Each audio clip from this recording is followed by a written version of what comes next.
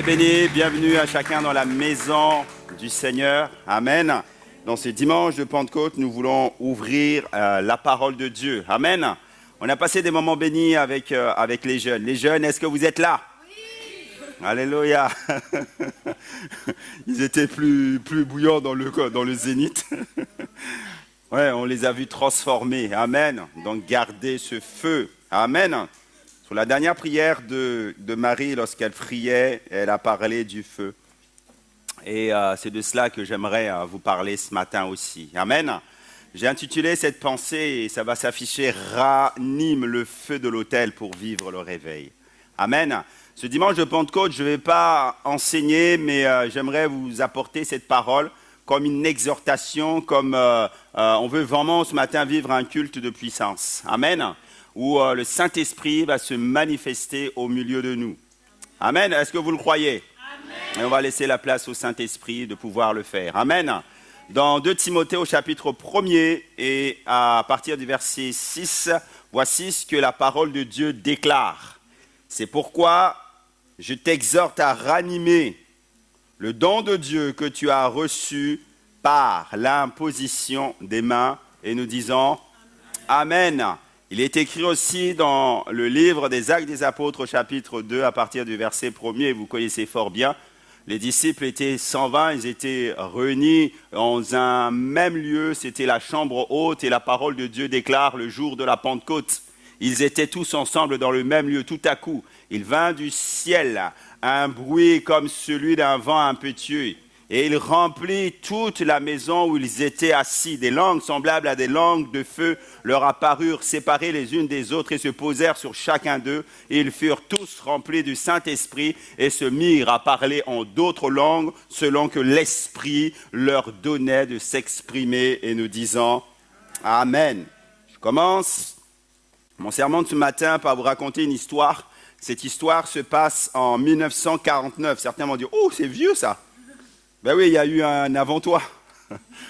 1949, et lors du célèbre réveil des Hébrides en Écosse, il est rapporté ce réveil-là par le pasteur Duncan Campbell. Il écrit dans son ouvrage ce témoignage sur le réveil. Et il a véritablement été marqué profondément par les habitants de l'île de Lewis. Il y a 2 femmes âgées qu'on appelle Peggy et Christine Smith, qui priaient depuis des mois pour le réveil spirituel dans cette région-là. Elles priaient. L'une d'elles était presque aveugle. L'autre, courbée par l'âge. Mais toutes les 2 priaient. Elles avaient compris une chose, que lorsque l'autel de la prière brûle encore, Dieu peut encore agir dans une nation. Et alors elles priaient. Quel était leur slogan? Quelle était la prière? Chaque jour, chaque nuit, elles priaient et intercédaient en faveur du pays. Elles disaient, Seigneur, tu as promis de répandre des fleuves d'eau vive sur cette terre desséchée, fais-le encore. Nous sommes en Écosse. Sur cette terre desséchée, fais-le encore. Vous savez, c'est le pays des Vikings et d'autres. Et là, elles priaient, elles priaient, elles priaient. Un soir, pendant qu'un groupe priait, plus loin, la présence de Dieu va commencer à se manifester. Soudainement, avec une telle puissance que des hommes vont commencer à tomber à genoux dans les champs, dans les maisons, tout autour. Et il va y avoir comme une action du Saint-Esprit. Et quand il y a action du Saint-Esprit, il y a conviction de péché, les gens vont commencer à se mettre à genoux et à commencer à demander pardon sur leurs péchés, sur leur situation qu'ils étaient en train de vivre, sans qu'aucune prédication ne soit faite. Et le pasteur Campbell dit, le réveil, c'est une communauté saturée de Dieu. Une communauté saturée de Dieu. Mes frères et sœurs, ce que j'aimerais vous dire ce matin, c'est que le réveil n'est pas né d'une stratégie humaine. Il est né d'un autel qui brille et qui brûle encore. Aujourd'hui, dans beaucoup d'églises, d'organisations, des associations, des ONG, on possède encore la structure chrétienne. C'est quoi? C'est les chants. C'est quoi? C'est les programmes, c'est les rassemblements, c'est les séminaires que l'on peut faire.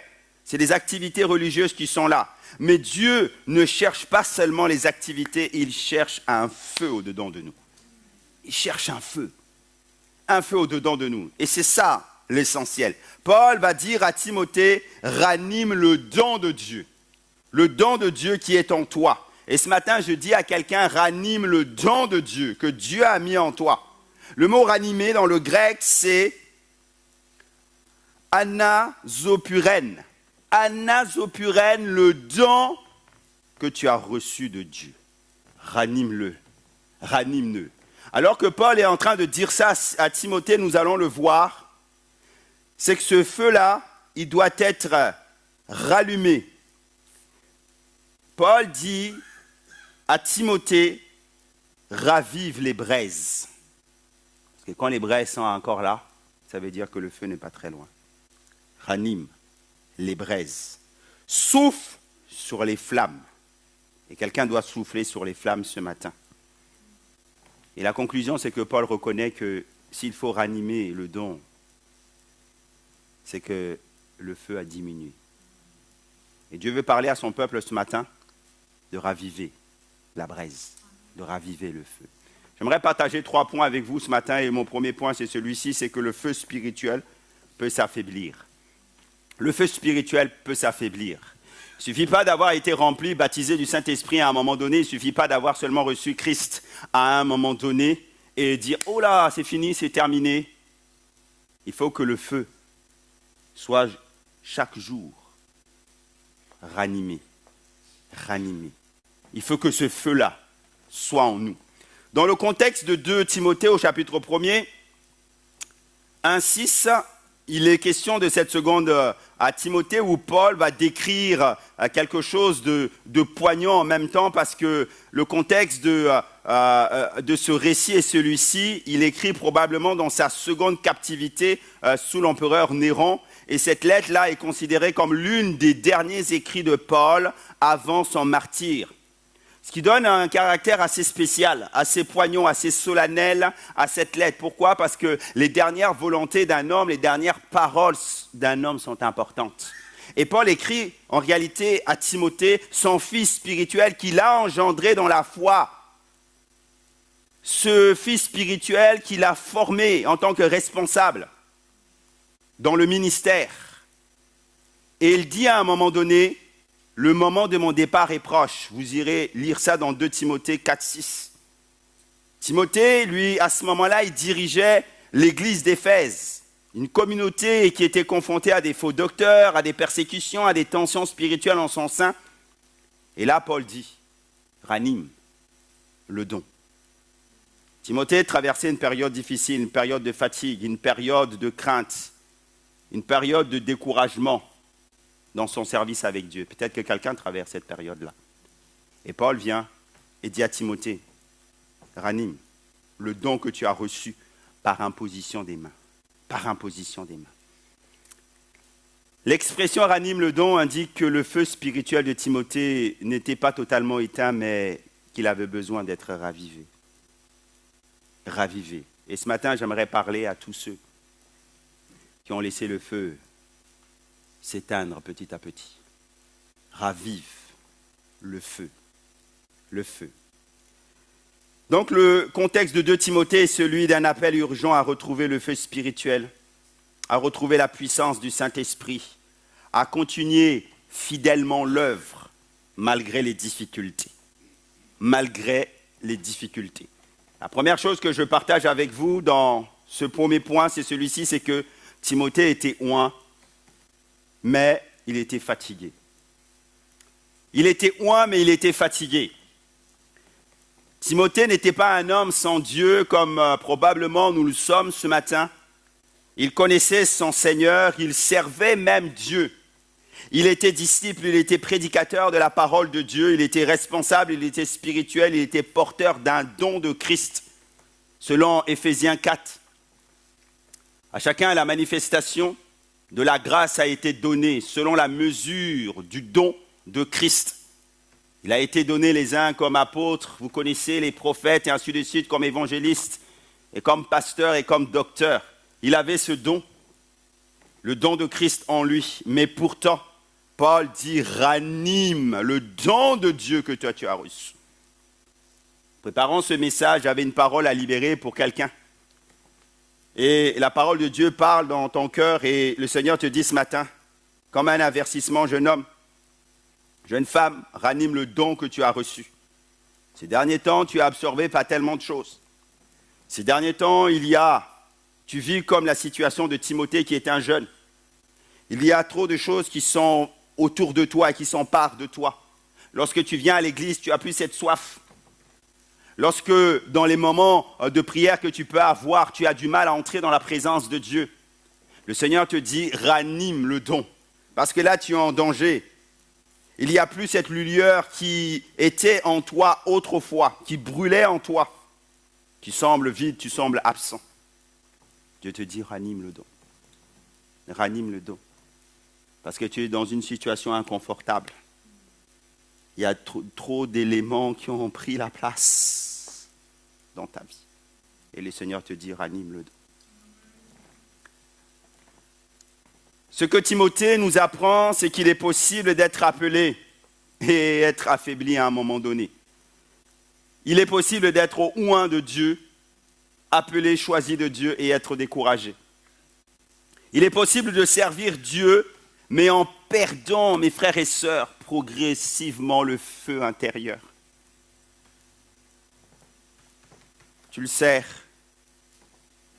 mais il y a des choses en fait qui t'emmènent à un moment donné à perdre progressivement le feu intérieur. C'est Galates 5, 7 qui nous dit « Vous couriez si bien qu'il vous a arrêté pour vous empêcher d'obéir à la vérité. » Il est possible de le servir, mais progressivement perdre le feu intérieur. Pourquoi ? Parce que tu laisses trop entrer de l'extérieur vers l'intérieur des éléments qui sont là pour te ralentir et pour petit à petit éteindre le feu. La deuxième chose, j'aimerais partager avec vous dans ce premier point, c'est que le danger du refroidissement spirituel, mes frères et sœurs, il est là. Ce n'est pas parce qu'un jour tu as été rempli du Saint-Esprit, ce n'est pas parce qu'un jour tu as donné ta vie à Jésus que le feu, le zèle, vous savez, vous connaissez ce zèle du premier amour, on va en parler, que ce zèle-là va rester là tout le temps. Trop de chrétiens s'arrêtent à l'expérience de la Pentecôte, s'arrêtent à ce jour où tu as donné ta vie à Jésus-Christ. Mais si nous vivons sur l'expérience d'autrefois, si nous vivons sur ce que Dieu a fait auparavant dans notre vie, pour aujourd'hui, nous serons secs. Dans Matthieu 24, 12, Jésus déclare ceci. Parce que l'iniquité se sera accrue, la charité du plus grand nombre se refroidira. La charité du plus grand nombre se refroidira. Et le mot grec refroidira, c'est psyché, c'est zétaï, qui signifie, et ça vient du psycho, qui signifie souffler froidement. Ça signifie aussi refroidir progressivement. Ça signifie aussi perdre de sa chaleur. Souffler froidement, c'est comme le feu de Dieu nous rend chaud normalement.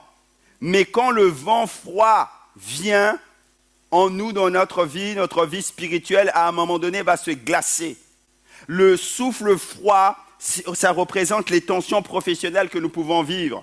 Ça représente les crispations, les épreuves, les attaques de l'ennemi, parce que l'ennemi fait souffler un souffle froid sur nos vies, qui va comme nous glacer. Or, le Saint-Esprit, c'est la chaleur. Or, le Saint-Esprit, c'est bouillant. Et après, tu te refroidis progressivement. Le refroidissement progressif, c'est comme l'image. Vous connaissez l'image du désert. Mais prenez l'image que vous êtes en train de traverser un désert de glace. Plus vous enfoncez, plus la température que vous avez, normalement nous sommes à 37. Baisse, baisse, baisse, baisse, baisse, baisse, baisse. Et vous vous retrouvez glacé à un moment donné, progressivement. Perte de sa chaleur, nous le comprenons tous. Donc le refroidissement spirituel, c'est rarement quelque chose qui va être sur l'instant, mais ça vient progressivement, progressivement. Tu pries moins, tu adores moins, et quand tu adores, tu commences à adorer d'une manière mécanique. Tu perds la fin de la parole de Dieu, tu perds La recherche de la présence de Dieu, c'est plus ta priorité. Il n'y a plus cette passion-là. Et malheureusement, certains vont aller jusqu'à tolérer le péché dans leur vie. Et quand tu arrives à tolérer le péché dans ta vie, tu es en danger. Parlons pas de ces péchés où l'Écriture nous dit si quelqu'un chute, nous avons un avocat auprès du Père, Jésus-Christ le juste. Je parle de ces péchés où Dieu t'avertit, où il te dit attention. Il y a là un danger pour toi parce que quand Dieu avertit par rapport à un type de péché bien particulier, par rapport à un comportement bien particulier, c'est que derrière, il y a une situation urgente de difficulté ou même de recul ou de perte de la foi. Le refroidissement spirituel. Dans 1 Roi 18, prophète Élie est avec les prophètes de Baal au mont Carmel. Vous vous souvenez?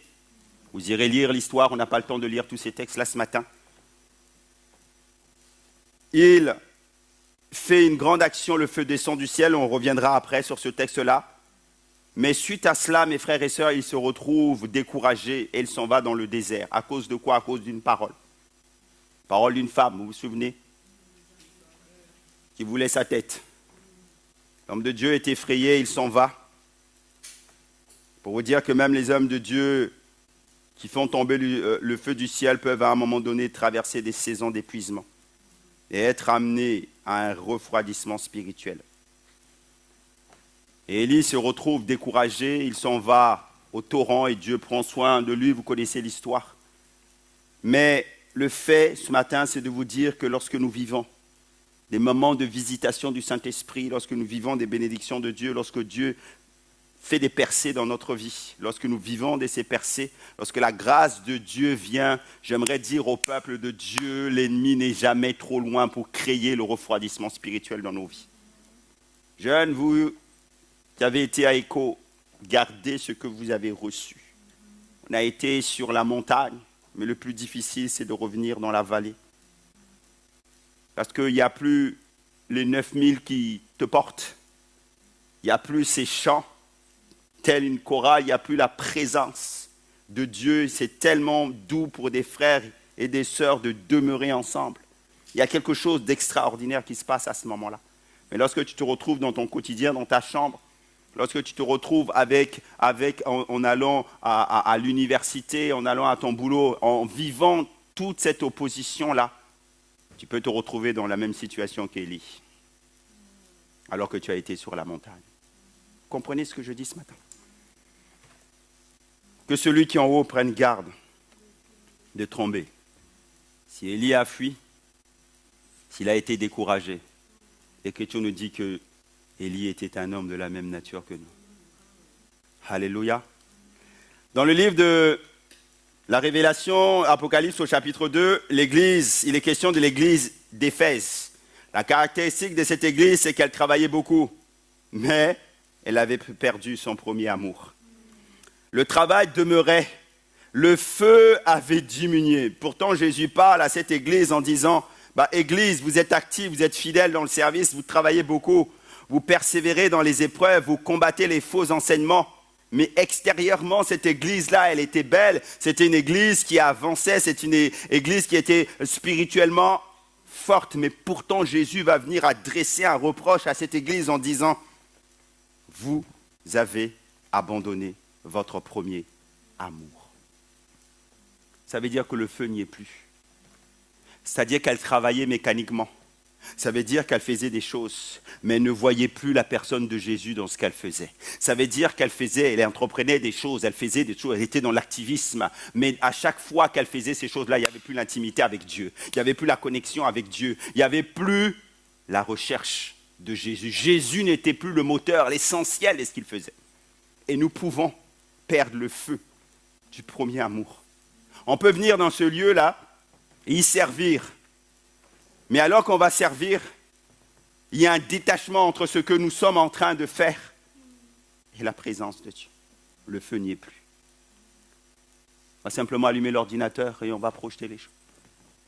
On va simplement prendre sa guitare et son piano, on va jouer. On va simplement chanter, mais sans onction, sans passion. On va passer l'aspirateur, la serpillière, mais Jésus n'y est plus. Sans discerner que ce que nous faisons, c'est tellement important pour faire avancer le royaume de Dieu. Le feu n'y est plus. Et là, on commence à se refroidir et à faire les choses mécaniquement. C'est le pasteur Léonard Ravenhill qui dit « La seule raison pour laquelle nous ne voyons pas le réveil et que nous ne sommes pas disposés à vivre sans lui. » C'est tellement important ça. C'est que nous ne sommes pas disposés à vivre sans lui. C'est-à-dire que des fois, on ne voit pas le réveil de Dieu. Parce qu'en réalité, on ne considère pas que c'est vital.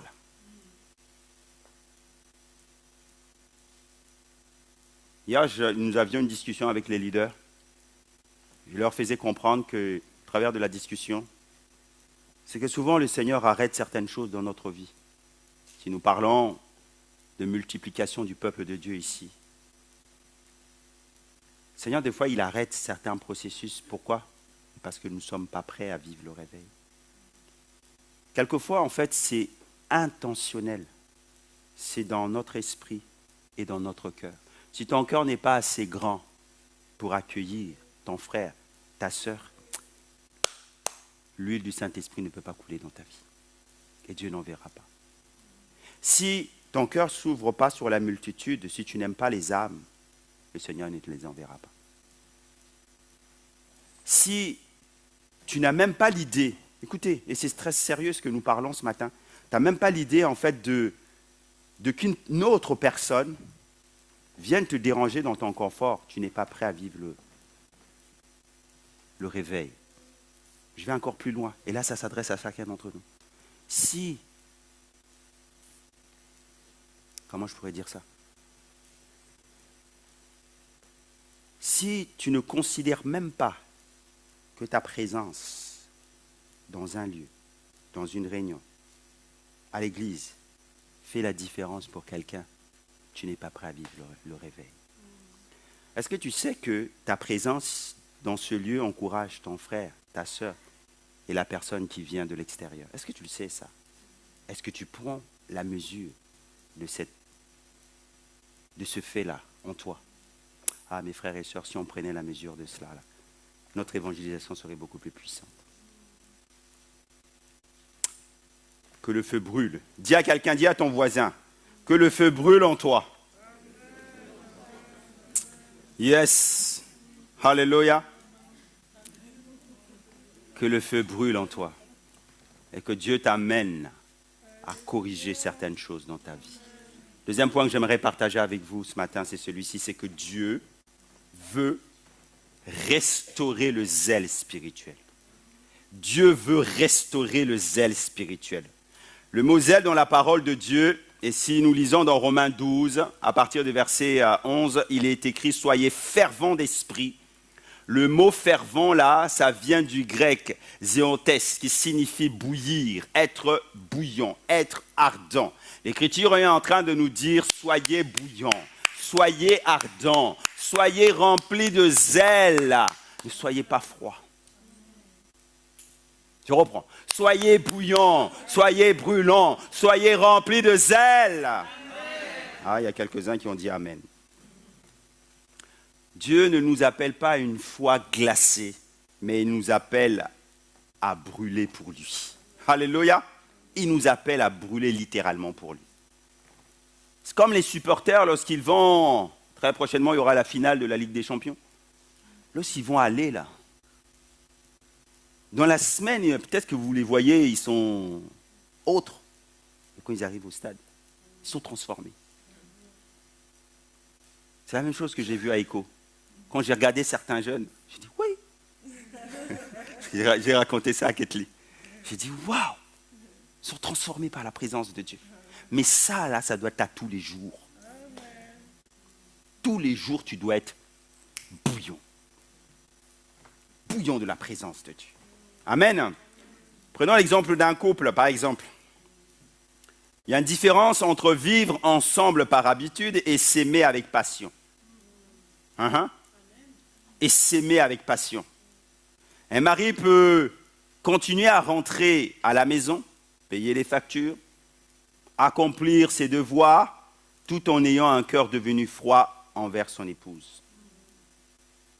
De la même manière, nous, en tant que chrétiens, là, on peut venir à l'église et chanter, servir, prier mécaniquement, tout en ayant perdu le feu intérieur pour Dieu.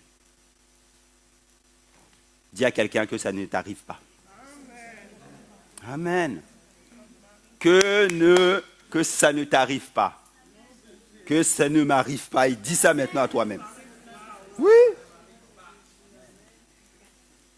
Une autre illustration, lorsque vous voyez un charbon ardent, il ne faut pas l'attraper avec la main. On l'attrape avec une pince. Ok? Quand vous prenez ce charbon ardent là, du feu, là, vous l'emmenez à l'extérieur alors qu'il était en train de rougir, qu'est-ce qu'il fait? C'est que le brasier va commencer à se refroidir rapidement. Pourquoi? Parce qu'il est isolé maintenant. Nous, on a une cheminée à la maison, et ça fait longtemps qu'on l'a fait tourner à cause de la petite dernière. Et lorsqu'on y mettait, on voyait à chaque fois ça. Et regardez le feu qui crépite, il y a quelque chose de fascinant. Quand on voit le feu qui crépite comme ça là, c'est fascinant. Yes, le zèle de ta maison me dévore. Amen. Donc beaucoup de croyants en fait deviennent spirituellement froids à un moment donné parce qu'ils se sont éloignés de la source. Ils se sont éloignés de la présence de Dieu. Ils se sont éloignés, écoutez mes frères et sœurs, de la communion avec les frères et sœurs. Tu deviens froid lorsque tu t'éloignes de la communion avec les frères et sœurs. Voici qu'il est agréable et qu'il est doux pour des frères de demeurer ensemble. C'est là que l'Éternel envoie sa bénédiction et sa bénédiction sur l'Église. Quand tu t'éloignes de la communion fraternelle, tu deviens froid. Tu finis par devenir froid. Tu es comme ce charbon qui t'est coupé de la source. Tu t'éloignes de la méditation, de la parole, et du coup le feu en toi n'est plus entretenu. Le feu en toi n'est plus entretenu. La même image aussi peut être relatée par rapport à un téléphone. Tu peux avoir le dernier téléphone, l'iPhone 17 ou 18, je ne sais même plus. Ça passe tellement. Tu peux avoir le Samsung 26 ou 27, j'en sais rien. Je ne sais plus. Tu peux avoir ce téléphone-là. Avec ce téléphone-là, tu peux tellement faire beaucoup de choses. Vous êtes d'accord avec moi? Aujourd'hui, tu peux faire tellement de choses. Tu peux regarder des prédications. Tu peux... Alléluia. Tu peux faire plein de choses. Tu peux travailler avec ce téléphone-là, faire ton business, tes affaires. Multiplier, soutenir les œuvres de Dieu. Mais si la batterie de ce téléphone-là est déchargée, ce téléphone-là devient inutile pour toi. Tu ne peux rien faire. Donc tu es obligé d'aller le reconnecter à la source. C'est la même manière pour nous. Si sans cesse nous ne repartons pas nous recharger dans la présence de Dieu, nous devenons de plus en plus froids. Et j'insiste, c'est qu'à un moment donné, à force de ne plus y aller, tu n'as même pas conscience que tu es devenu froid. Jusqu'à un moment où tu vas tomber, tu vas te cracher et tu vas dire, pasteur, je ne sais pas ce qui m'est arrivé. Mais tu n'as pas vu la descente. Ça, on ne le sent pas trop. On ne le sent pas trop. Parce que l'ennemi sait comment y faire. Il t'occupe à tel point que ton visage, que ton sens, tous tes sens spirituels sont occultés. De la même façon, dans le domaine professionnel, il y a une différence entre un employé, un collaborateur qui va être passionné, qui va travailler, et un autre qui va être complètement démotivé. Est-ce que vous avez déjà vu ça? Ce que le démotivé va produire, c'est à l'image de l'état de son cœur. Le premier, il sera créatif, il sera engagé, il sera volontaire. Le second fera juste le strict minimum. Pourquoi? Parce que le feu n'est plus. Le feu n'est plus. Et c'est là qu'il va commencer à parler. Ah, je ne suis plus assez payé, j'ai plus assez de salaire, j'ai plus assez de ceci, j'ai plus assez. Je dois partir. Mais la raison, ce n'est pas ça. C'est que le feu n'est plus. Le feu te donne la capacité de supporter toutes les épreuves. Le feu te donne la capacité de supporter toutes les épreuves. Alléluia. À l'opposé, le jour de la Pentecôte, en acte 2, nous avons lu que le Saint-Esprit va venir littéralement se déposer sur les 120. Ils vont être enflammés par la présence du Seigneur. Des hommes qui étaient auparavant, juste avant, craintifs parce que Christ n'était plus, il était parti. Le Sauveur s'en était allé, ils avaient été abandonnés, ils avaient peur d'être attrapés, d'être assimilés à Jésus. Donc, ils se terraient dans leur maison. Mais lorsque le Saint-Esprit va venir les visiter, c'est plus des hommes qui sont craintifs, mais c'est des gens qui sont courageux, passionnés, remplis de zèle, remplis de feu, parce que le feu du Saint-Esprit les avait transformés. Et ce jour-là, le jour de la Pentecôte, c'est ce Pierre qui avait renié le Maître qui va commencer à proclamer la parole de Dieu. Repentez-vous. Dieu est le Dieu de la seconde chance. Dieu est le Dieu qui est capable de ramener l'âme qui s'est perdue ces derniers temps, qui s'est refroidie. Dieu est capable de le faire. Si tu entends ma voix, reviens dans la maison du Seigneur.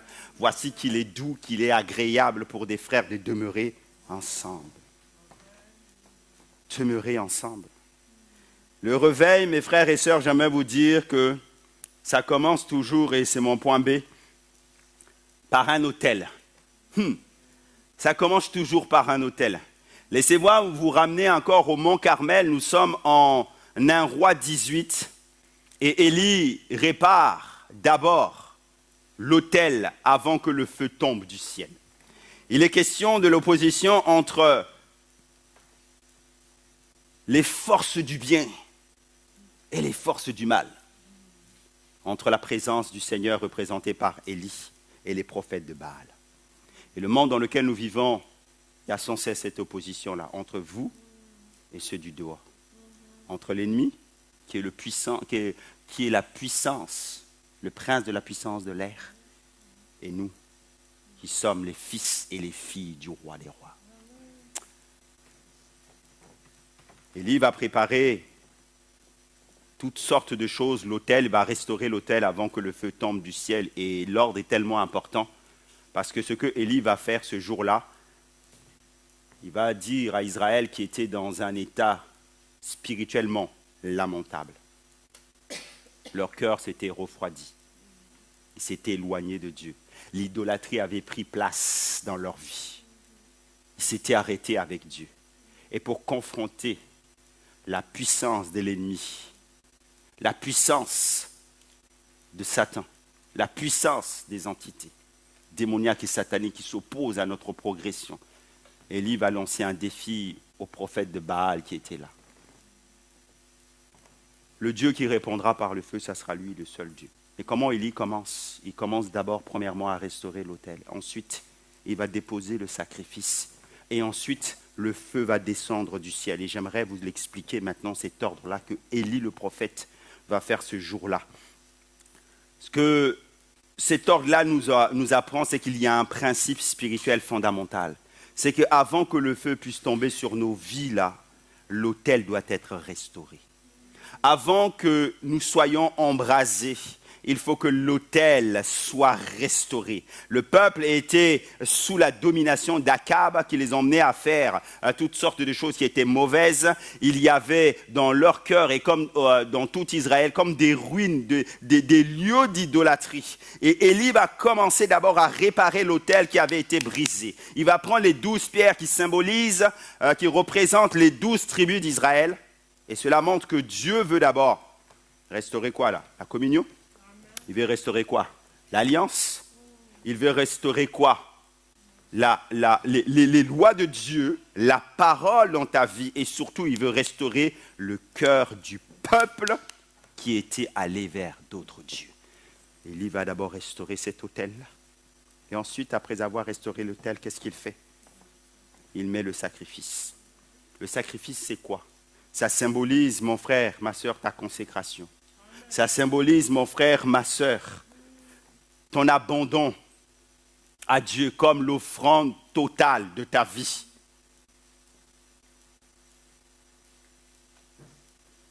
Le feu ne tombe pas immédiatement du ciel.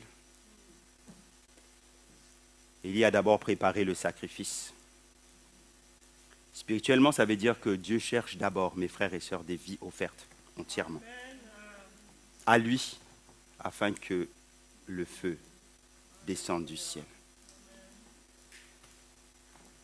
J'ouvre une parenthèse en disant que certains, vous ne recevez pas de Dieu. C'est parce qu'il y a un manque de consécration. Vous n'êtes pas le sacrifice. Le feu ne peut pas venir. Certains vous ne recevez pas parce qu'il y a vraiment un manque. Il y a un défaut de consécration. Tu dois offrir ta vie comme un sacrifice vivant. Tu es l'autel. Après la restauration de l'autel et après avoir déposé le sacrifice, le feu va descendre du ciel, consumer l'holocauste. Et lorsque vous irez lire tout ce chapitre-là, vous allez voir que le feu, lorsqu'il va venir, il ne va pas seulement brûler le sacrifice, mais il va aussi brûler les pierres, il va aussi brûler le bois, il va aussi assécher l'eau qui était là. Pour vous dire que Dieu ne fait jamais les choses avec une petite mesure. Quand la présence de Dieu vient, elle consume tout. Elle consume tout. Et c'est important de comprendre ça. Où est ta consécration? Beaucoup veulent le feu de Dieu. Beaucoup veulent le réveil spirituel intérieur. Mais le réveil ne viendra pas sans obéissance. Le réveil ne viendra pas sans intimité avec Dieu. Le réveil ne viendra pas si toi-même, tu ne t'offres pas en sacrifice. Il ne viendra pas. Il ne viendra pas. Tu es l'autel, mon frère, ma soeur. Le réveil, j'aimerais vous dire que ça coûte en prière. Ça va te coûter en consécration. Parce qu'il va falloir que tu sois consacré. Ça va te coûter en temps de prière, chez toi, à la maison ici. Ça va te coûter, écoutez-moi mes frères, en repentance. Parce que lorsque tu t'approches du Saint-Esprit, il est comme ce feu dévorant qui va dévorer en toi tout ce qui est impur, tout ce qui t'empêche d'être pleinement utilisé par Dieu. Ça va te coûter en repentance parce qu'à chaque fois que Dieu, par le Saint-Esprit de Dieu, va indexer, va dire dans ton cœur qu'il y a quelque chose, il va falloir que tu arrêtes, il va falloir que tu l'enlèves, il va falloir que tu demandes pardon, il va falloir que tu viennes dans la présence de Dieu et que tu prennes des résolutions. Le feu brûle. Il brûle ça. Le réveil nous demande une vie d'abandon à Dieu. Et cette église, j'aimerais vous dire, elle ne pourra pas grandir plus loin que ce que Dieu a voulu et veut faire ici même s'il n'y a pas des vies qui s'offrent en sacrifice. J'aimerais vous dire que cette vie qui s'offre en sacrifice, ce n'est pas seulement pour les pasteurs ou les responsables de cette église, c'est pour chacun d'entre eux. Et tant que nous ne brûlons pas pour Dieu, Dieu n'en verra pas plus. Prenez un verre, prenez de l'eau. La source, c'est Dieu. C'est cette eau-là qui tombe dans le verre. Pour que le verre soit rempli, il faut que ce récipient, ce verre veuille non seulement accueillir l'eau du Saint-Esprit, mais à un moment donné, qu'est-ce qui se passe? À force d'accueillir, ça va déborder. Mais pour que ça puisse déborder, là, il faut accueillir la présence du Saint-Esprit. Si tu ne l'accueilles pas dans ton cœur, si tu n'accueilles pas ces gens, si tu n'accueilles pas ces âmes, si tu n'accueilles pas ces personnes-là, ça ne va pas déborder. Et ça ne débordera pas. Dis à ton voisin, c'est ta responsabilité. Et dis à toi-même, c'est ma responsabilité. Redis-le à l'autre voisin, c'est ta responsabilité. Et tu vas le dire à toi-même, c'est ma responsabilité. Vous voyez? Vous avez dit à un voisin et à un autre voisin et vous avez dit 2 fois ma responsabilité. Parce que c'est d'abord ta responsabilité. Ce n'est pas l'autre. Si toi tu fais, Dieu fera aussi avec l'autre. Amen. Dernière chose, mon dernier point ce matin. J'aimerais vous parler du fait que le Saint-Esprit est celui qui ranime le feu. Alléluia. Le Saint-Esprit est celui qui rallume, qui ranime le feu. Alléluia. Nous avons lu ensemble que le jour de la Pentecôte, des langues semblables à des langues de feu leur apparurent, séparées les unes des autres, et vont se poser sur les 120 qui étaient là. Il est question ici de la manifestation du Saint-Esprit qui vient sous la forme de langues de feu, qui viennent se déposer sur les disciples. Et ce que j'aimerais vous dire, c'est que le feu dans la parole de Dieu, vous connaissez l'allusion, le symbolisme qu'il y a dans le feu. Le feu dans la parole de Dieu représente la présence de Dieu. La présence de Dieu vient. Le feu dans la parole de Dieu représente la purification. Au travers du feu, Dieu purifie. Purifie mon cœur, nous chantons souvent. Et quand nous prenons ce chant, quand nous chantons ce chant, c'est comme l'action du Saint-Esprit qui vient comme brûler en nous les scories, ce qui nous empêche d'aller plus loin. Le feu symbolise aussi la puissance. Et cette puissance-là, elle se demande dans Acte 2 au travers de ces langues de feu, au travers de cette puissance du Saint-Esprit qui va désormais les animer, qui va les remplir. Le Saint-Esprit va travailler en eux, sur eux et à travers eux. Le feu, il symbolise aussi les langues qui vont être, les dons qui vont être relâchés, parce que ce jour-là, ils vont les entendre parler en d'autres langues, dans des langues connues et dans des langues qui n'étaient pas connues. Il va y avoir une manifestation de la dynamique opérationnelle du Saint-Esprit. Le feu, c'est cela. Et dans l'Ancien Testament, on voit que le feu est descendu, vous vous souvenez, sur l'autel de Moïse. Lévitique 8, 28, le feu descendit sur l'autel d'Élie, nous l'avons vu ensemble. Le feu aussi est descendu au buisson ardent. En Exode 3 avec Moïse. Chaque fois que le feu, il vient pour enlever la froideur. Il vient pour apporter une dimension supérieure. Il vient pour nous faire propulser en avant, que le feu du ciel tombe dans ce lieu ce matin, dans le nom de Jésus. Quelque chose d'extraordinaire va prendre place le jour de la Pentecôte. Et lorsque vous lisez la parole, prenez bien conscience de cela, c'est qu'auparavant, dans l'Ancien Testament, le feu tombait sur les autels. Il tombait sur le buisson. Il tombait sur des situations. Mais le jour de la Pentecôte, le feu va tomber sur les personnes. Parce que désormais, nous sommes l'autel de Dieu. Est-ce que quelqu'un peut dire amen à cela? C'est ça la particularité. Le feu ne tombe plus sur du bois, il ne tombe plus sur du pierre. Mais il tombe sur nous. Alléluia.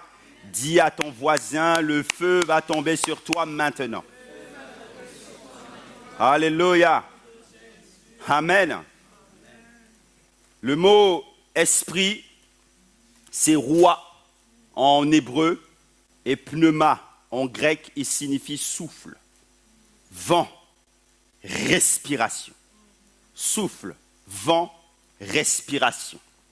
Le roi, c'est le souffle de Dieu. Et ce jour-là, le jour de la Pentecôte, le souffle de Dieu va passer. Vous savez que lorsque nous prions, la prière, c'est la respiration du chrétien, c'est le souffle de Dieu qui se manifeste à ce moment-là. Alléluia. De la même façon que le feu a besoin de l'oxygène, nous avons besoin de l'oxygène divin, du roi de Dieu, du pneuma de Dieu, pour remplir nos vies, afin que nos prières soient actives, afin que nos prières soient puissantes et qu'elles soient vivantes par le Saint-Esprit de Dieu. Alléluia.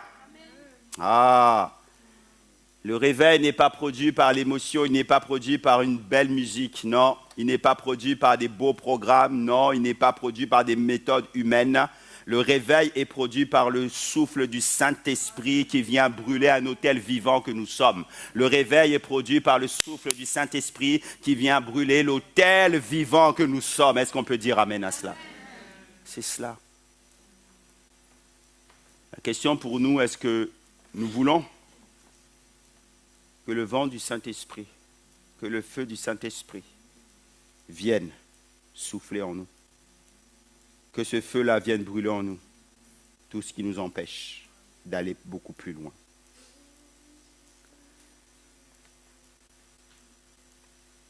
C'est Charles Spurgeon qui disait « Le Saint-Esprit n'est pas une influence, il est une personne divine qui enflamme le cœur du croyant. » Le Saint-Esprit n'est pas une influence, le Saint-Esprit est une personne vivante qui enflamme notre cœur. Notre refroidissement est dû au fait que souvent, malheureusement, nous ne laissons pas la place assez au Saint-Esprit de brûler nos vies, parce que nous sommes l'autel, de brûler les scories, de brûler même les hauteurs qui s'élèvent contre la connaissance de Dieu, de brûler même nos raisonnements, de brûler notre état de péché, de brûler nos difficultés. Ce n'est pas parce qu'aujourd'hui, écoute, que tu es vu comme cela, que demain ça sera comme ça. Ce n'est pas parce qu'aujourd'hui tu luttes avec certaines choses, que demain tu seras comme cela.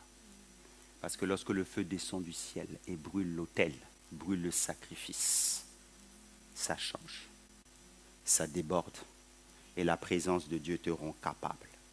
Des hommes ordinaires, à l'exemple de Pierre, qui avaient renié le Maître, mais qui ont été transformés en hommes extraordinaires. Et ça, c'est encore possible aujourd'hui, pour toi, dans ta vie.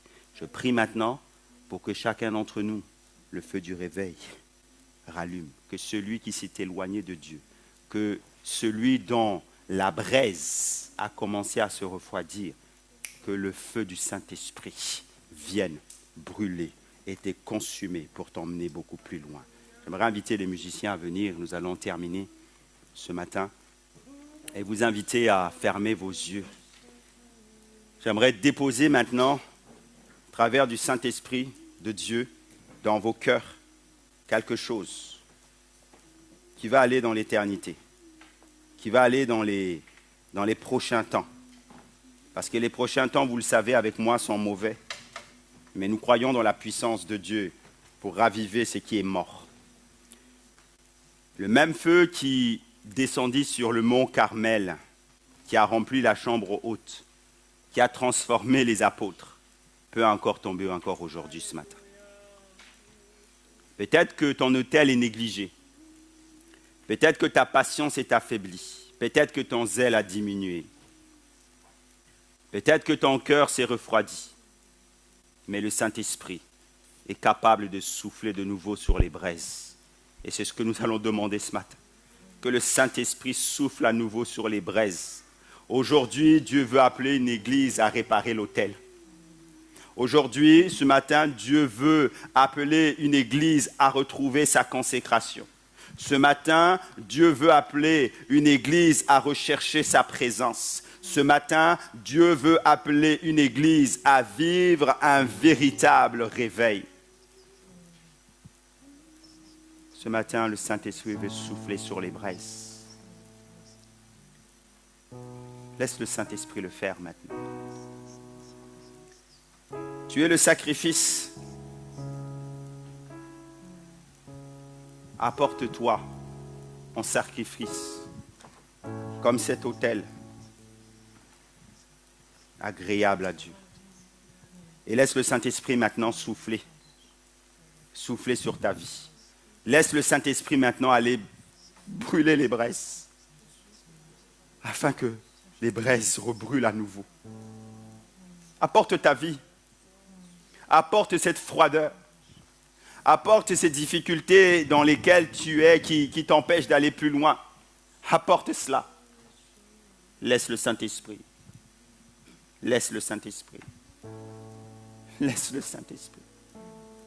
Laisse le Saint-Esprit. Brûler, brûler.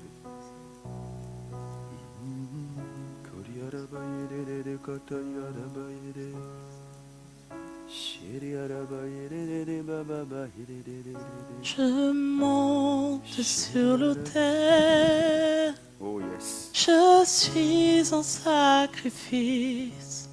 Change-moi et je te ressembler.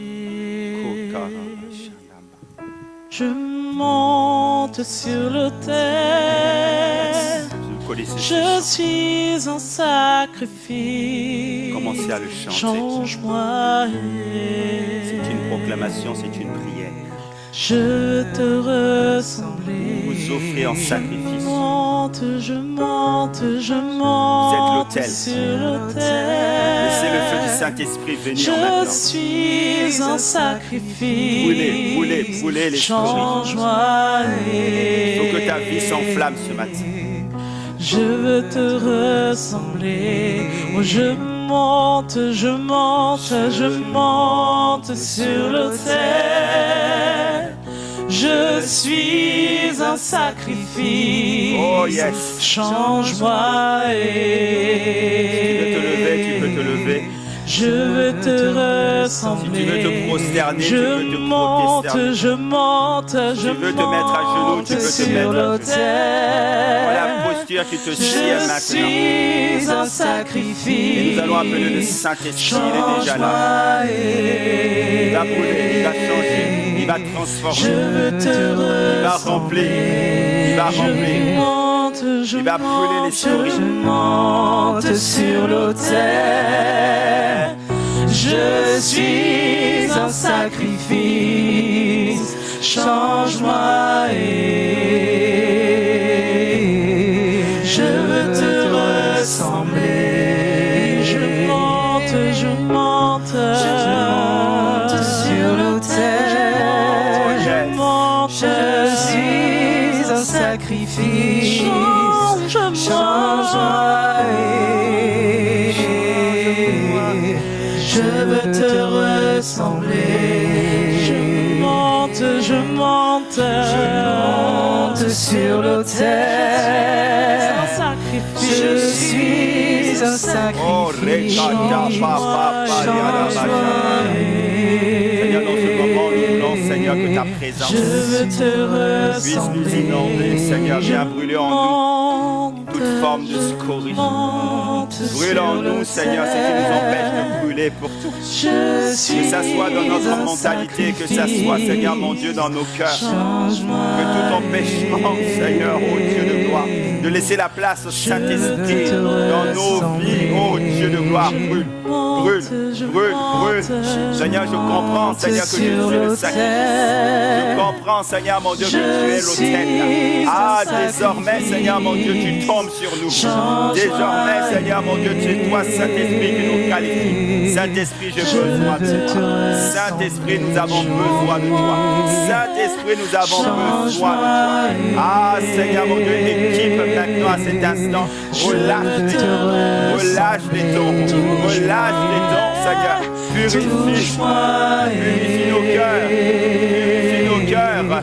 Purifie nos cœurs. Enlève, Seigneur, mon Dieu, tout péché.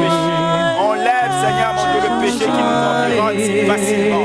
Enlève, Seigneur, ces attaches, Seigneur, qui nous empêchent de voir le royaume. Enlève les freins. Enlève, Seigneur, mon Dieu, ce qui pollue nos vies. Saint-Esprit, à toi pour le faire. Je veux te ressembler. De nous-mêmes, Seigneur, nous ne sommes pas capables. Mais Saint-Esprit, toi, tu as la capacité. Pour cela, Seigneur, nous couvrons notre cœur, nous te laissons maintenant œuvrer en nous. Touche-moi. Je veux te ressembler. Change-moi. Yes, dis ça, change-moi. C'est ta prière, change-moi.